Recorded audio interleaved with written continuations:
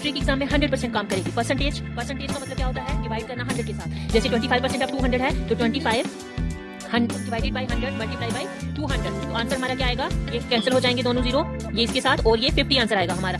8% of 50 का मतलब 8/100 into 50, answer is 4।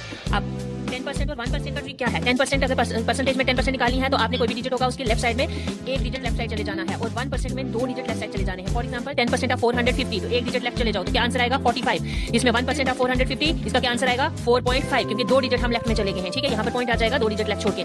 12% of 450 का क्या मतलब है, 12% है, तो पहले हम 10, अगर हमें शॉर्टकट निकालना है, इसी तरीके से निकालना है, तो हम 10% निकालेंगे पहले, फिर 1% निकालेंगे, फिर 1% निकालेंगे। तो 10%, 1% और 1%। 10% क्या है इसका, 450 का 10% 45, 1 का 4.5 और ये 1 का 4.5। तो आंसर जब हम इसको सॉल्व करेंगे तो हमारा आंसर आएगा 54।